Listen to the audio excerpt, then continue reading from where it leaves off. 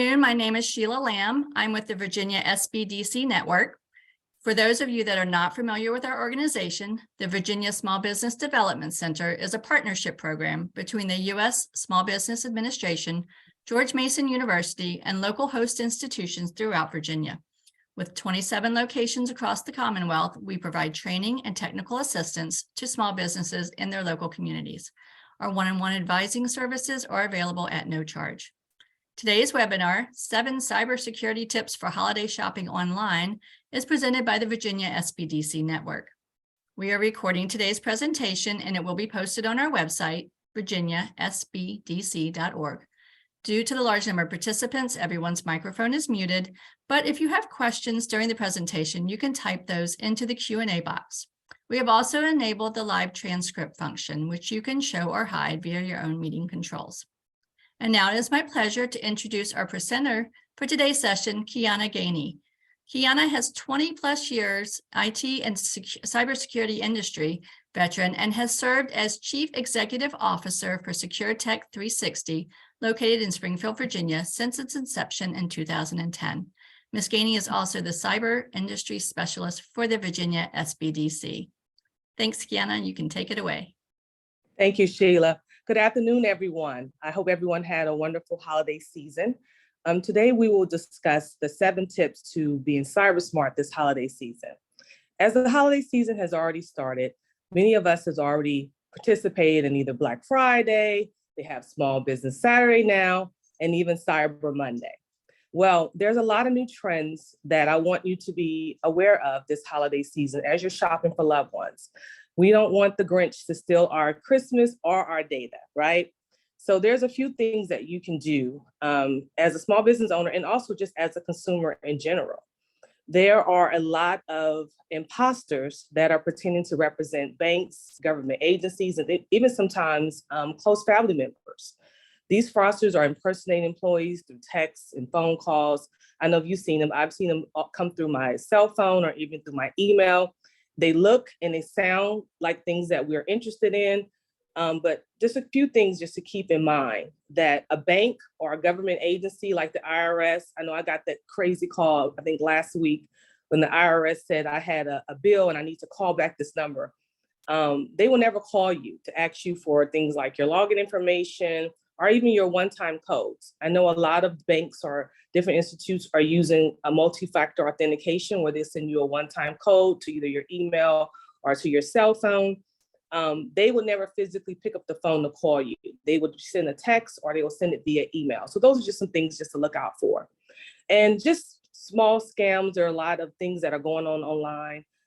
If it sounds too good to be true, more than likely it's too good to be true. Just the same principles as if someone was knocking on your door and you wouldn't just let a stranger in. It's the same concept when you're dealing with these imposters.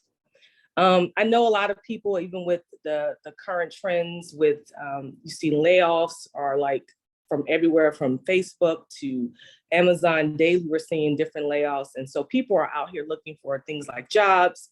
If you found that perfect job online, unfortunately, if something happens and you have to go out and use these job searches, just make sure that you do your research because there are also imposters that are looking to impersonate themselves as recruiters for large organizations or just recruiters in general. So if someone's asking you for a lot of personal information, more than likely, they are probably an imposter and you should verify anything before sending any personal information to anyone.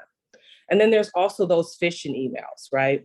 They give you these emails that tell you that they either a bill or a security alert. If it looks odd, if there's misspelled words, your name's not appearing on the email looks like something similar, but something may be off. If the links that appear are not in the right place, and then they ask you to verify some information or personal information, delete that message and report it to the appropriate agency. Just make sure that you are not participating or you are not forwarding those emails, those phishing emails out to other people in your organization or even to your loved ones. And then also, I know that there's a lot of people are using third-party services to send money to loved ones or just to send money in general. You have your Zelle, your Venmo, your Cash App. Make sure that you're not sending those to unknown sources. And then also, if someone is asking you to send something, don't send them a payment using those services if it's someone that you don't know in real life, right? Because now they have access to your information, and now you have given them access to even some of your important information and also your checking information, okay? And then also there are some best practices that you can also use this holiday season. Make sure you're using that multi-factor authentication feature that will help you with any type of login without compromising your security. Always, if you have to use passwords, use strong passwords. Traditional passwords are not secure enough. So using stuff like holiday 2022, those are things that will get hacked right away. So use strongest authentication options provided. Don't share or save those details on public devices. I know sometimes we'll jump on someone else's device, or we're traveling and we're out in a hotel and they have somewhere you can print out your boarding pass or anything, some things like that. Don't save or share any information on that public device. Also, as we are using or doing transactions online, make sure you monitor your checking accounts frequently. Keep a close eye on your accounts.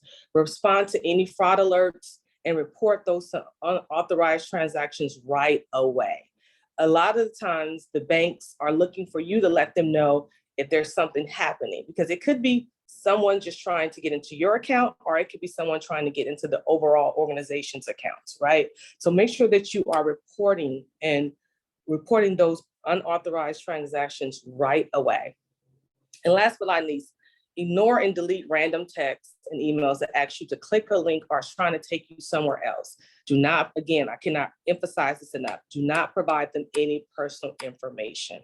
Don't ever click on links from untrusted sources, right? You wouldn't leave your door open for a stranger just to walk into your home.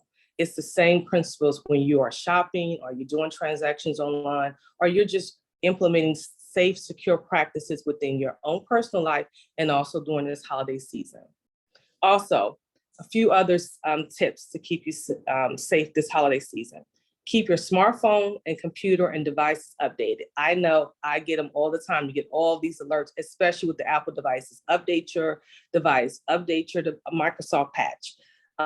Those patches and updates have the latest security patches. So although they may be a hassle, they're there to support and help you, right? A lot of these organizations receive a lot of information about known threats and trends, and they release patches or security patches for those devices or for those software or applications. And so it's very pertinent that you make sure that you are applying those security patches in real time. And if you're somewhere and you're using a public Wi-Fi, make sure that the Wi-Fi connection matches the organization that you're with, and only use trusted Wi-Fi connections. So any suspicious networks that do not require a password for connection, I would stray away from that.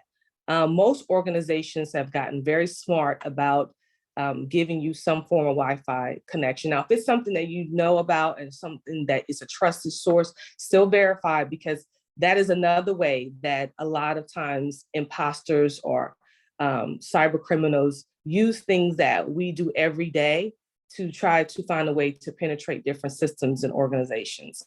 And then also, I know I have been guilty of this. We get so excited, we're going on vacation, we want to share where we're at, our location, we want to share. We just landed in Cabo and we're having a great time. You know, cyber criminals are also looking for that. One of the main resources that they use is our own social media. And then it lets them know no one's home. It lets them know where we're at. And then they know, okay, they're in Cabo, they live in Michigan, so they won't be home in the next couple of hours, right? So even with things happening online, there's still that physical threat of people even trying to get into your home. So, you know, protect you and your loved ones this holiday season by not oversharing on social media, and consider anything you post about you as public information.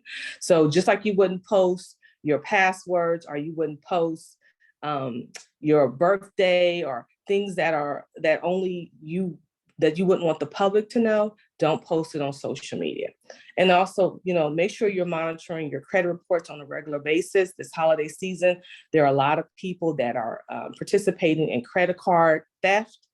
It's on the rise. As you're starting to see, even with the economy and the recession, there are a lot of people that are leaning towards doing criminal behavior this holiday season. So make sure that you don't become a target for that. And then I know with myself, even for Cyber Monday, Black Friday, all these different sales that were coming through my email, and I received all of these coupons. Make sure, check the website directly to make sure that the coupon that you received in your inbox is actually a valid coupon, because sometimes those coupons can take you to another site and then you're putting in information. Anytime someone is redirecting you to another site and is requesting more additional information, that is usually a red flag that someone is looking to gather information about you as either a consumer or you to be able to do some type of some criminal activity. So just be very mindful of that. And then as you're traveling for the holidays, be sure to keep your devices stored safely at all times. I know we're in a rush and we're got a million devices. We may have our iPad out and we have our phone out and our computer. So make sure, just like when you see the signs in the airport that say, don't leave your bag unattended, don't leave your devices unattended. Make sure they're safely, stored safely when you're not in use. And then also turn off certain things when you're not using it, right? So if you're not using certain things on your device, turn them off, because you'll be surprised at things that you leave open is also a way that cyber criminals can penetrate and just jump on your device as well. And then watch out for all those fabulous giveaways and contests. Remember that if something seems too good to be true, it probably is. So just some simple principles: stop, look, and think. Simple. Stop, monitor the situation, look, observe the situation even more, and think. Does this seem too good to be true? Does this seem like something is suspicious? Because 9 out of 10, a lot of the things that go on even in the cyber world also go on in real life. So just like you check around your surroundings while you're shopping around the holidays, you try not to leave your bags in the back seat. You try not to shop or use your credit card in places that you walk into the store and the credit card machine seems like it's a little shaky or it seems like something's off. You wouldn't use your credit card there, right? So just those small things as you're doing in your physical life, also just translate those things in your cyber world. And I think that you will be safe this holiday season. We'll be presenting these slides so that you can have them as a reference for you to share out with your community, your family members, or even your small business community. And if you need any more information about how to stay cyber smart this holiday season, I am available. As we talked about in the beginning, I am your Virginia Small Business Development Center advisor. So I'm here to do one-on-one counseling. Our website also has a plethora of different webinars that can help you navigate this holiday season as well. And then also, we also have some other resources available on the website that can help you. There are a lot of different links and organizations that have really taken a pledge with helping us as consumers stay safe this holiday season, and also as citizens to make sure that we are protected as we're shopping online and as we're even shopping in person during this holiday season. So we'll put in the link how you can schedule a one-on-one meeting, the links to the webinars, and my email address. Any questions? I know we kind of went through that fairly quickly.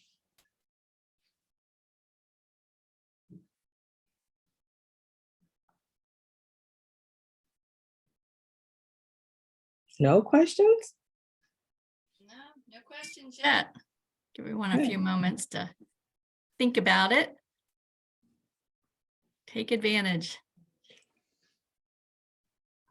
I know it's I hate to feel like I'm being the Grinch that stole Christmas, but I think it's as informed citizens, we can protect ourselves so that we can enjoy our holidays without having to deal with the hassle of having identity theft or someone taking our credit cards and raising up our credit and doing things that we have to go back and fix for the new year. So I hope that this presentation at least gave you some food for thought, gave you some tips that you can take with you in your everyday lives, and also can help you be a well-informed online shopper is the best online shopper, right?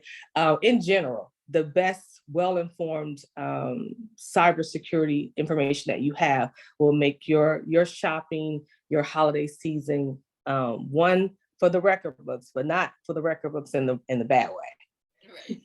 Right. We do have a question. Yay. So what kind of apps that are left turned on could allow hackers to get your personal information? Great question. So all of the apps, unfortunately.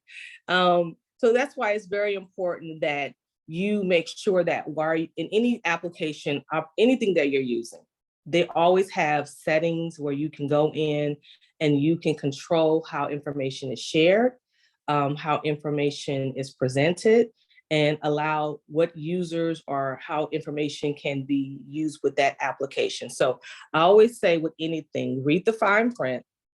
Even if it's a free app that you love and it's your favorite app and it makes your life easier. I mean, I know even when COVID first hit, Zoom was like the most used platform, right? And then they started having all these weird things happen in Zoom. People were just jumping on calls, and Zoom had to come up with some patches to be able to keep their audience secure, right?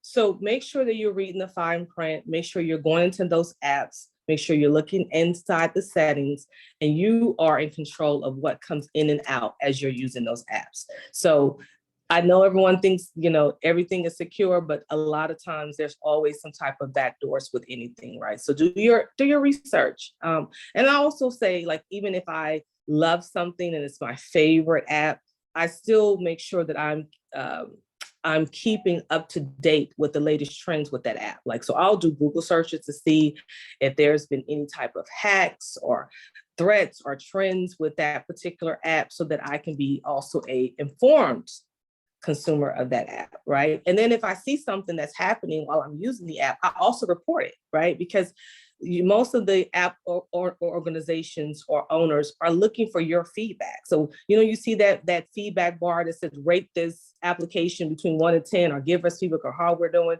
Use that as your opportunity to let them know how they can better serve you, 1, and 2, what your experience has been with that app. And 9 out of 10, they will definitely find ways to fix said issues, right? Because no one wants to be on the news as the app that caused any issues or problems for their consumers.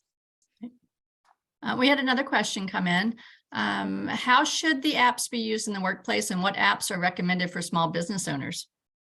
So it's basically, all apps, it depends on your business needs, right? As the business owner, depending on whatever industry you're in, and I'll go back to doing your own research and also making sure that you do understand what applications and what are their potential threats to your organization, right? There's a plethora of things that you can do to make your life easier. I know some clients of mine that use Google. They love Google. They do all things Google, right? And then I have some clients that are Microsoft heavy and they love Microsoft. They love Teams. They would never use anything outside of it. And so it just really depends on you as a business owner, what your needs are. And then also, it also helps you to understand what that application is doing in the background, what resources it's using, the cost, because cost is also a factor. As a small business owner, I am a small business owner, so cost is definitely a factor. And then sometimes, even if something is free, 9 to 10, something that's free also is going to have some potential issues or risks that are involved. So make sure you do your research as well as before you implement or deploy anything into your environment. And then also, if you're just using it as just something that, like, for instance, Zoom, I go back to Zoom, just make sure that you're using the settings, looking at the settings and making sure that whatever you have open is things that you want open. So I always say, look underneath the hood. You know, I always believe in like the lemon law, right? You don't, even if a car looks bright and shiny, and let's say it's a 1990 and it's your dream car that you've been watching for 10 years and it looks absolutely amazing. And then you get it home and you see some smoke coming out the back. The first thing you think to yourself is, why did I look under the hood? Why didn't I go and get a second opinion from a mechanic? So I always say, do your research and make sure, even if it's something that you love and something that's shiny and briny, that you are making sure that it's something that won't cause you issues down the road, right? You don't want your dream car to be on the side of the road with you and your dream. I like that. Okay, do we have any other questions out there?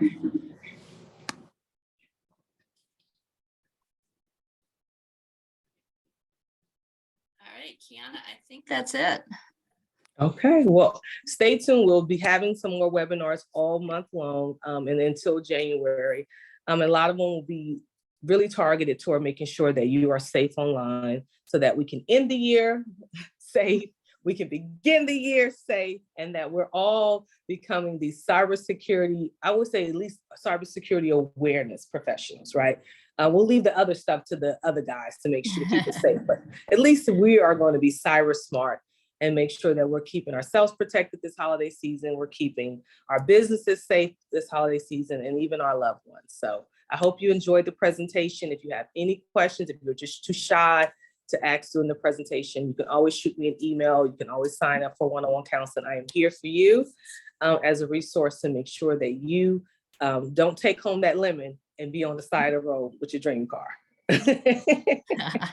And I did drop, Kiana, I dropped your email in the chat as well as some other links.